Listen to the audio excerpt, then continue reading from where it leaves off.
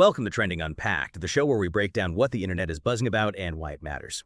Today we're unzipping a topic that's been, dominating our feeds and our real-world offices, a truly fascinating phenomenon. Work outfits. Think about it. Whether you're endlessly scrolling through TikTok or catching up on Instagram, you've undoubtedly seen hashtag work outfits, hashtag work OTD, and the ever-so-chic hashtag quiet luxury dominating your visual landscape. It's no longer just about what you have to wear to the office, is it? It's evolved into this full-blown cultural discussion, actively shaping workplace norms and, profoundly influencing personal style. We've all witnessed this monumental shift, haven't we? I mean, the days of strictly formal attire being the only acceptable option are increasingly behind us. Now it's all about flexible, hybrid, business casual, or as some are calling it, power casual, which we should probably get into. And what's truly captivating is the undeniable influence of younger generations, particularly Gen Z, who are really at the forefront of these evolving styles. They seem to be challenging old notions, pushing the boundaries of what's considered professional and bringing entirely fresh perspectives to the modern professional wardrobe. So what does this all signify for us? Well, it suggests that our closets are becoming vivid reflections of much deeper cultural changes taking place in how we work, live, and express ourselves. We're here to explore exactly how this transformation has unfolded and what it means for you. Okay, let's unpack this. It's really quite remarkable when you stop and think about how deeply intertwined our clothing choices for work have always been with the broader societal and corporate structures of their time. This isn't just about fashion, it's about a nonverbal language, a really powerful communication tool. What we wear can signify status, define our role, and even articulate our relationship to authority within the workplace. It says a lot without saying anything. So, to truly grasp the nuanced landscape of today's professional attire, we really need to take a step back, maybe embark on a journey through the historical tapestry of workwear. So maybe close your eyes for a moment and picture the archetypal office worker of the early 20th century. What you'd likely conjure is a vast sea of dark wool, crisp white shirts, and impenetrable ties. The air practically crackled with unspoken rules and rigid hierarchies, right? And the clothing mirrored this perfectly. For men, the undisputed norm was the suit and tie uniform, really, in the truest sense. It was a symbol of serious business, a visual representation of conformity, designed to minimize individual difference and project an almost monolithic corporate identity. Dark colors were paramount, shirts starched crisp, ties perfectly knotted. There was just no room for individual flair. It communicated an unyielding commitment to the corporate machine. And for women, the expectation was equally stringent, perhaps even more so in some ways. Skirts and dresses, always meticulously tailored, always modest, often paired with stockings and heels. Again, individuality was largely suppressed. This attire wasn't merely about looking presentable. It was about embodying a specific, often unspoken corporate identity. It was a clear signifier of a structured, hierarchical workplace where roles were precisely defined and expectations were absolute. The very fabric of society seemed to dictate that work was a serious, almost ceremonial affair, demanding a specific kind of respect that was visibly demonstrated through dress. Any deviation from this standard would have been not just frowned upon, but likely seen as a challenge to the established order, a real problem. That era sounds almost like a uniform of conformity, doesn't it? Where personal expression was actively suppressed in favor of a collective corporate identity.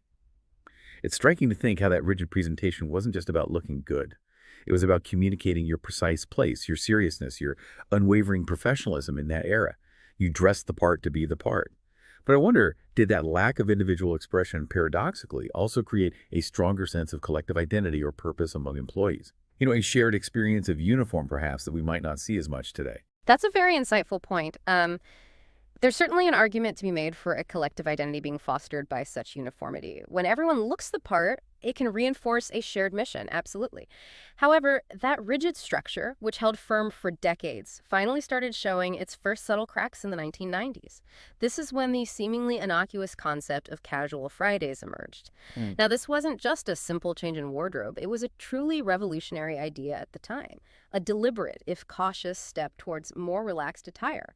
Companies, perhaps sensing a shift in employee expectations or recognizing a need to boost morale, tentatively began allowing employees to swap their power suits for, say, khakis and polos once a week. It was a small concession maybe, but its significance really can't be overstated. It subtly but powerfully challenged the established dress codes, and it hinted that professionalism didn't always have to mean a full suit and tie.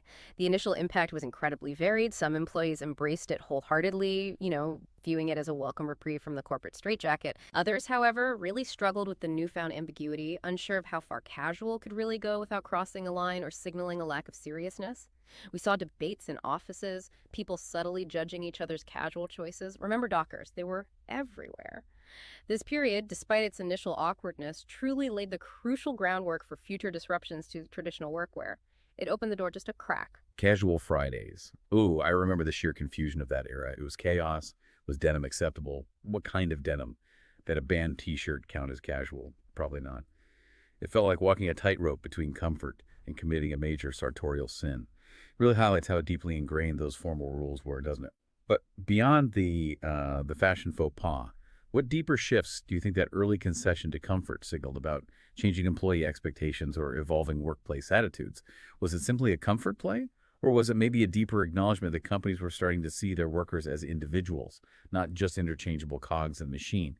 It feels like the first domino falling in a much longer game of redefining what the professional environment should feel like. It was definitely a significant step towards recognizing individual comfort and, yeah, implicitly, individuality. That domino, once pushed, certainly set off a chain reaction.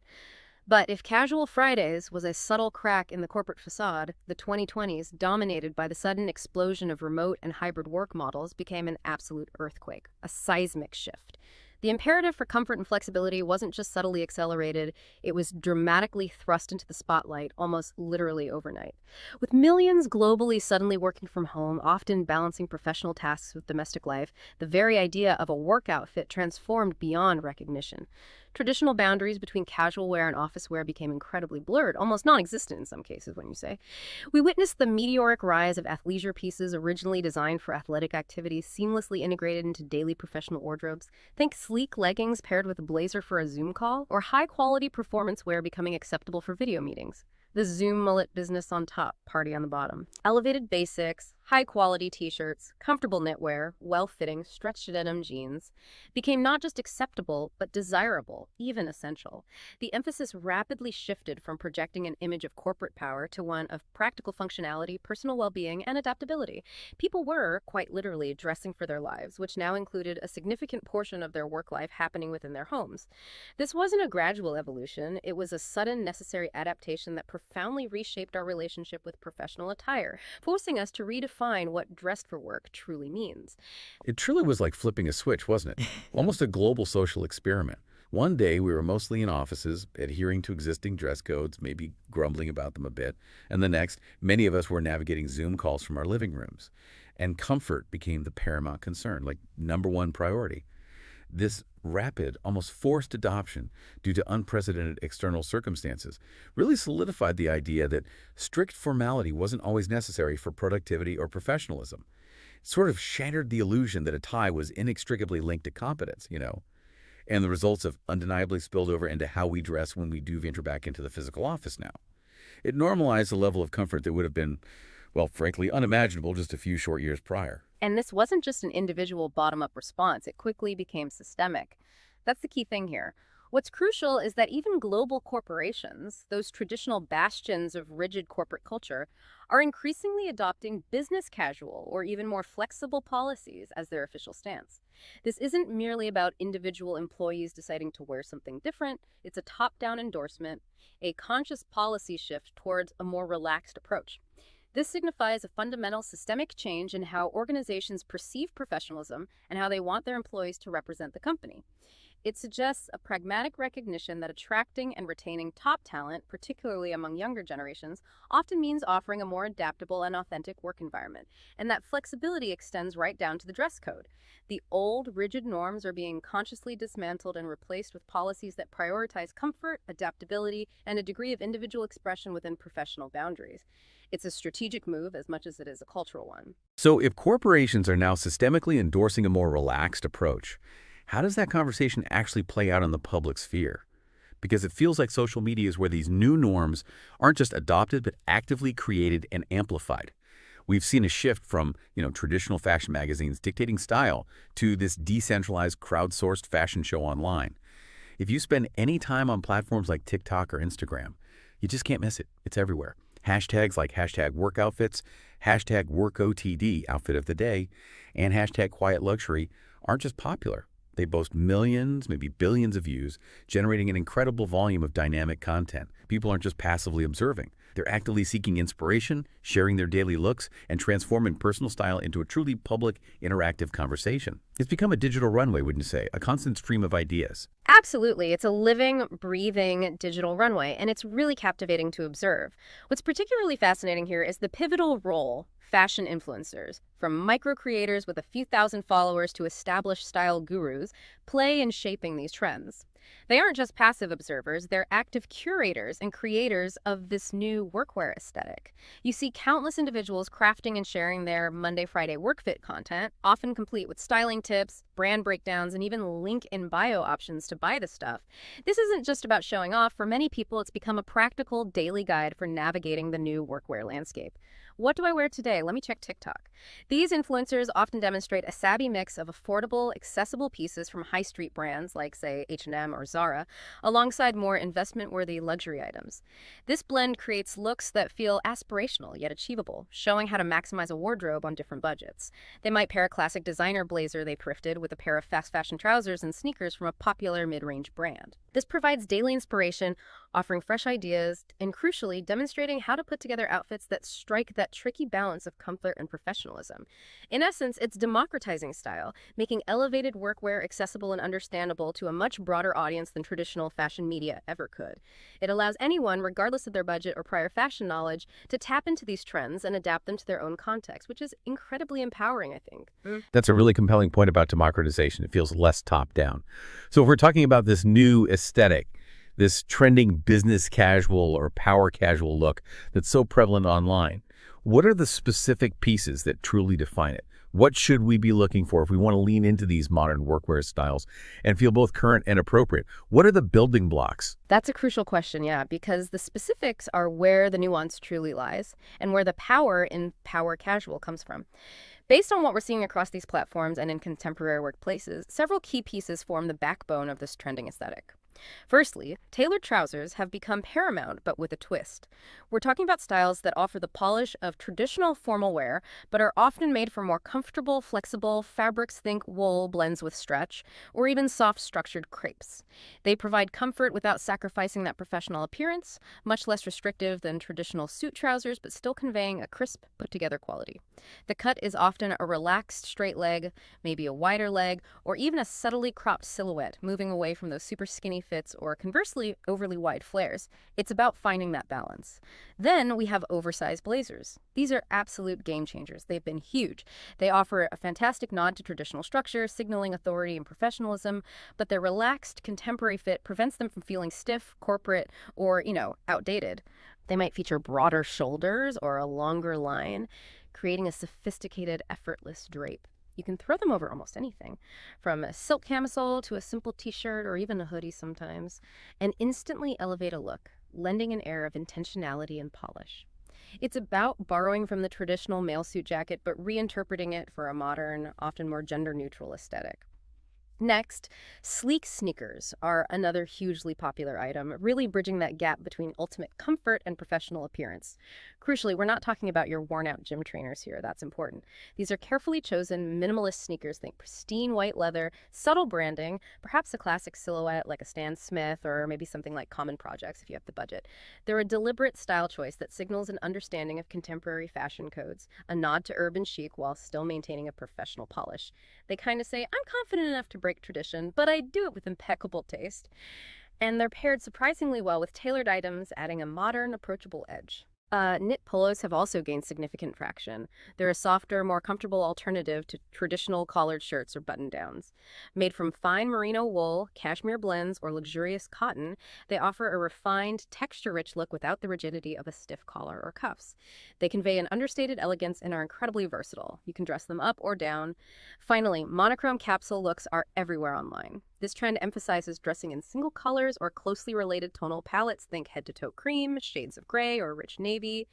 This promotes versatility, simplifies decision-making in the morning, and creates a perceived effortlessness that looks incredibly chic, intentional, and high-end, even with simple pieces. These elements together form the foundation of an aesthetic that truly aims for polish, comfort, and, I think, a touch of discerning individuality. It's clear these aren't just random fashion choices, are they? They feel like deliberate statements that spark some really nuanced conversations online. It's fascinating to watch. People aren't just showcasing their outfits, they're actively debating the implications and the unwritten rules of this new workwear, what flies and what doesn't. Absolutely. It's a constant online negotiation. What's fascinating here is how these trends ignite robust online debates, far beyond simple styling tips. You see countless discussions grappling with questions like, what is too casual for a specific office setting? That's the big one. Is a distressed denim ever truly acceptable? Or only dark wash, perfectly tailored jeans? What about leggings as pants? Are those stylish sneakers pushing the boundary too far for your particular industry, or worse, for your boss's personal preference? Because that still matters. Conversely, there are also lively debates about what might be perceived as too try-hard outfits that seem overly styled, perhaps too overtly fashionable, or maybe not authentically integrated into one's personal brand, especially in more laid-back or creative environments. This really highlights the inherent subjectivity and the lack of a universal rulebook in modern workwear. There isn't one answer anymore. Instead, it's a continuous negotiation between personal expression, industry norms, specific company culture, and even the context of your individual workday. Are you client-facing today or just working internally? It makes navigating professional attire a much more dynamic and sometimes challenging endeavor. It's moved beyond simple compliance to a more complex act of self-positioning, where every choice, from the fabric of your trousers to the cleanliness of your sneakers, is potentially scrutinized and interpreted. This collective conversation online serves as a real-time feedback loop, allowing people to test the waters, get opinions, and collectively define the shifting boundaries of professional style.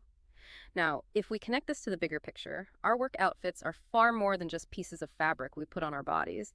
They are, in many ways, a direct and visible reflection of broader shifts happening in work culture itself. It's like a mirror. Consider this. For decades, the suit was a uniform designed to erase the individual, to foster a collective, almost indistinguishable corporate identity, ensuring adherence to rigid hierarchies.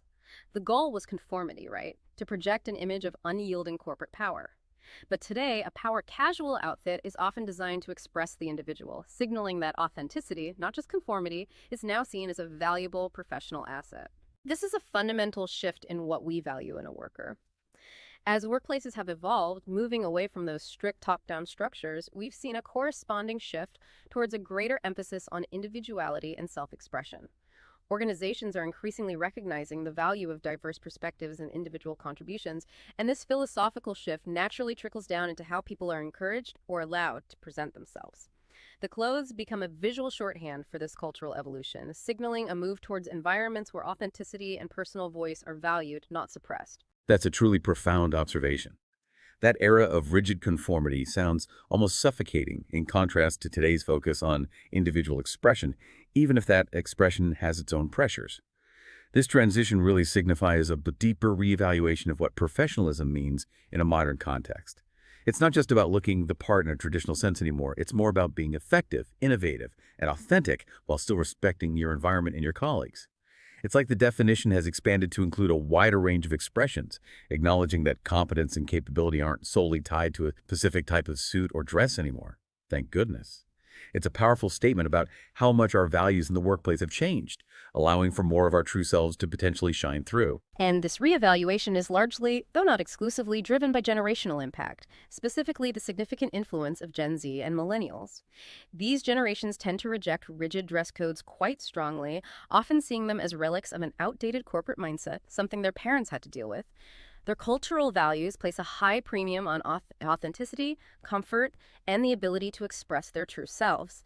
They view professional settings as just another arena where genuine self-expression should not only be tolerated, but actively encouraged. I mean, they grew up in a world where individuality is celebrated online, where personal branding is second nature, and where comfort and functionality have become staples of daily life through things like athleisure. To then step into a workplace that demands a complete suppression of these values through restrictive attire feels, well, incongruous to them. It doesn't make sense.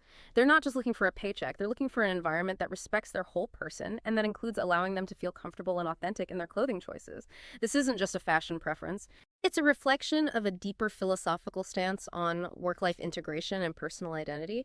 They're essentially asking, if I can perform my best work, why does it matter if I'm wearing a blazer over a knit polo instead of a full, uncomfortable suit? What's the actual difference to my output? That truly highlights how this generational preference isn't merely about what looks good or what's trendy on Instagram, but fundamentally about what feels right and authentic to them.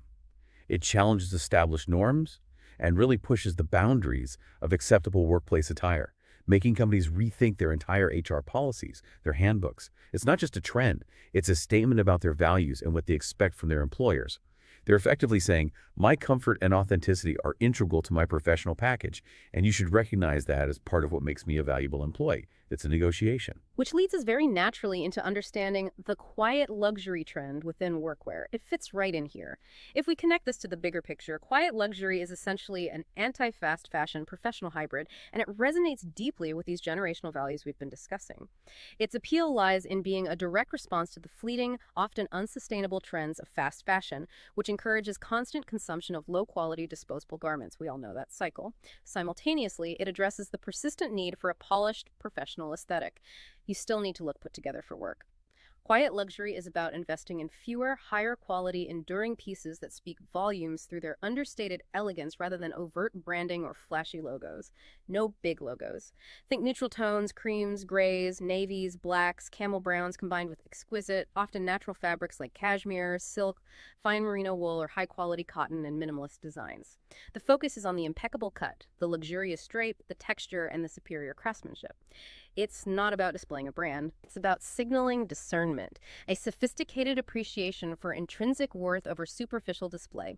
It offers a sophisticated yet incredibly adaptable option for the modern professional, one that whispers quality rather than shouts it, appealing to those who value enduring style and ethical consumption. It's a subtle form of distinction, quietly demonstrating a refined taste. That's such a clever balance, isn't it? It really is. It allows for both unquestionable professionalism and a subtle rejection of overt consumerism, of that constant churn. You're signaling a certain taste level and appreciation for quality without having to parade designer logos across your chest, which can sometimes feel a bit much. It's a quiet confidence that says, I know it's good, and I don't need to prove it with a label or a flashy price tag. Okay. It almost feels like an antidote to the more ostentatious, often fleeting aspects of social media trends, proving that sometimes less truly is more, especially when it comes to long-term professional credibility. Indeed, it's a masterclass in understated power. And this brings us to another fascinating aspect we see online: the aspirational nature of many work outfit trends. What's important here is that creators frequently present highly polished, often meticulously styled office fits, even when their own day-to-day work might be fully remote, or their actual office environment is far more casual than the outfits suggest. This isn't necessarily deceptive, I don't think. Rather, it creates an ideal, a vision of professional style that people aspire to, regardless of their immediate work environment. Social media becomes a curated showcase of a desired professional persona.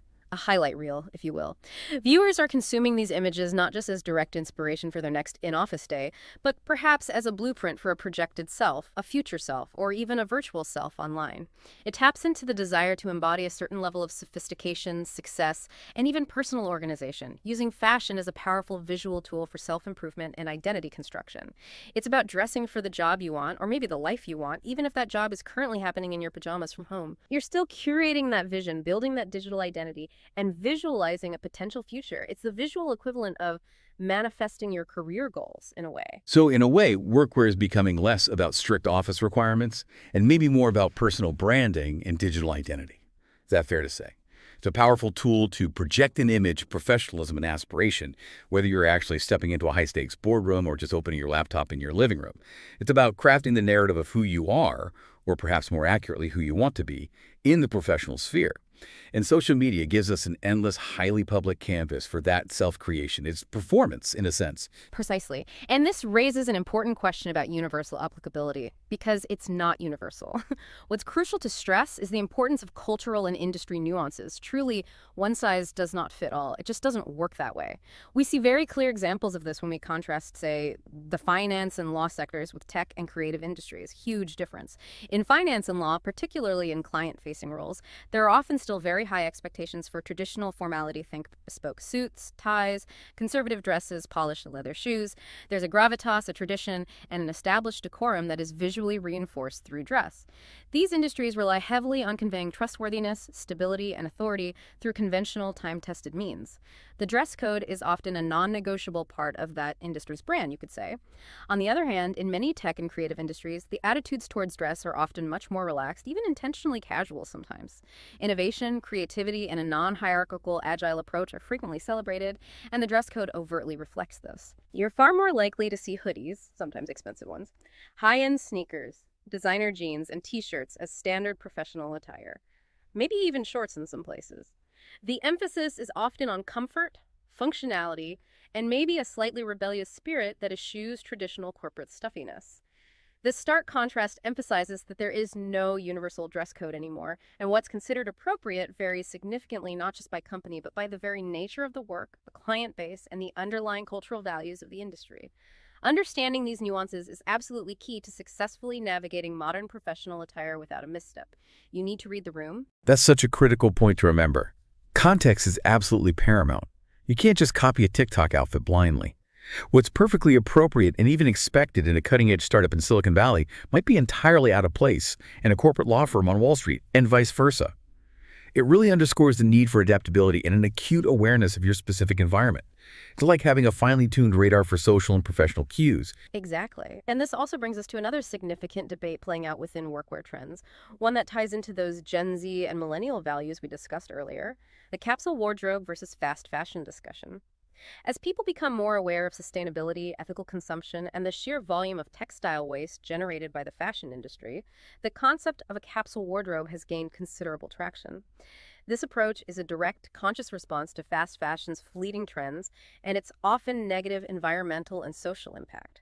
It advocates for investing in fewer, higher quality, and highly versatile pieces that can be mixed and matched to create numerous outfits.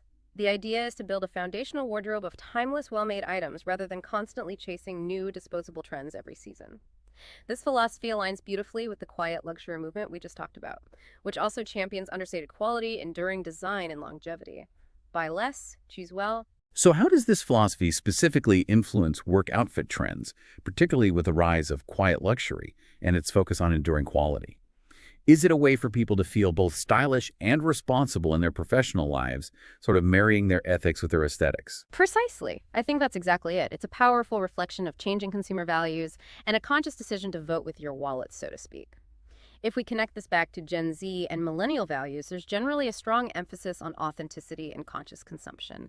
These generations are typically more attuned to the environmental and social impacts of their purchasing decisions than perhaps previous ones were. So, embracing a capsule wardrobe for professional attire allows them to align their deeply held values with their professional style choices. It feels consistent. It's about making thoughtful investments in pieces that will last for years, that are versatile enough to serve multiple purposes across different seasons and occasions, and that resonate with their desire for a more sustainable and intentional lifestyle.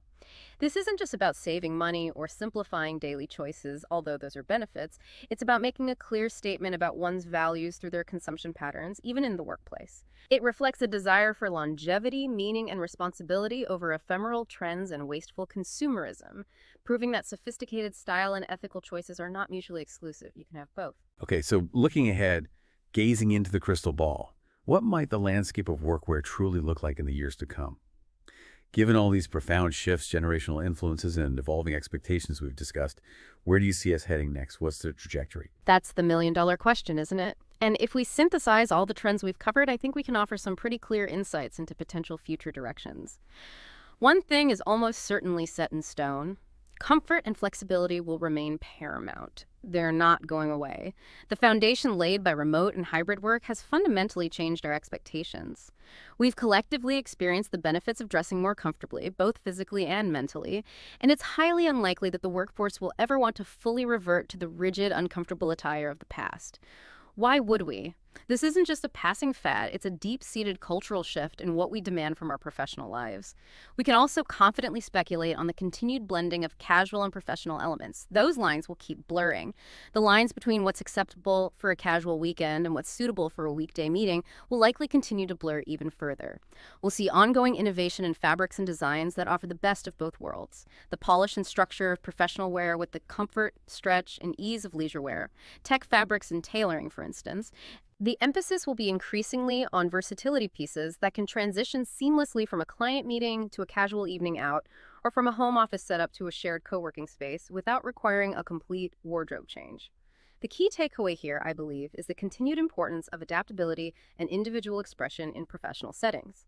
As work environments themselves become more fluid, less prescriptive, and more globalized, our clothing will need to reflect that same flexibility.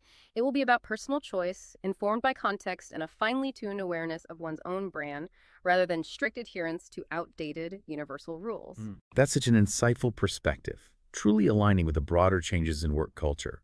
It's all connected. It highlights how work outfits have truly evolved beyond mere adherence to rules to become this powerful, highly visible tool for personal branding and self-expression.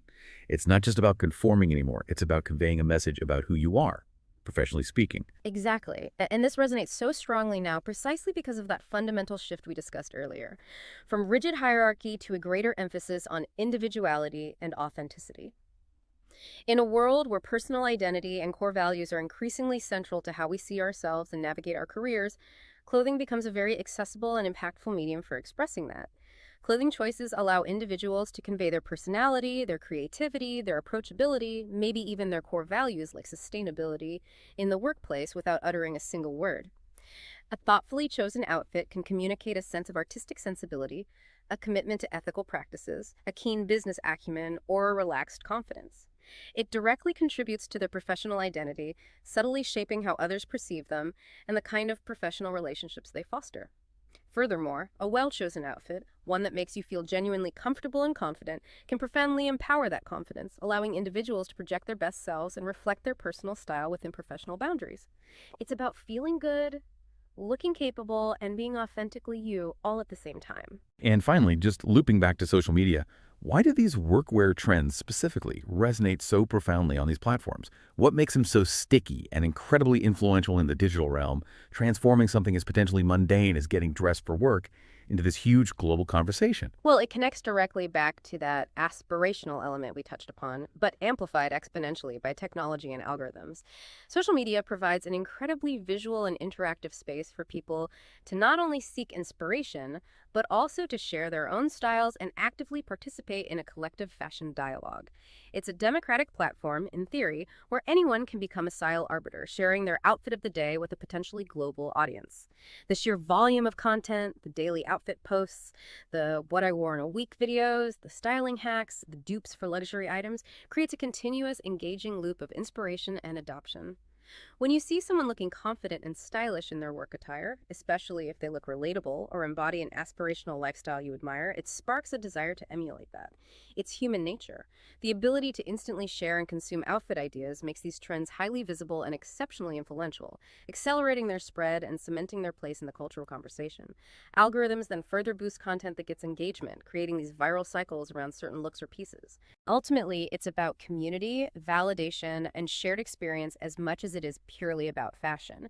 People are looking for ideas, yes, but also for confirmation that their style choices are on point, and for a sense of belonging within this evolving professional aesthetic.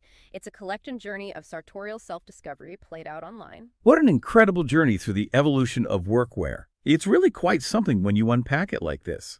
It's clear that work outfits are no longer just about following prescriptive rules or simply dressing for a job title.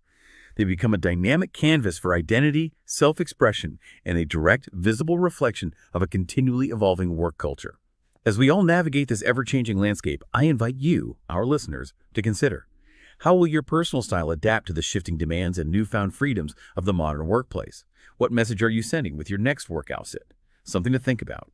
That's all for this unpacking of workwear. Next time, we'll switch gears pretty dramatically from fashion to fighting as we look into The Smashing Machine, the new A24 film about MMA legend Mark Kerr and why it's trending online. Until then, stay curious.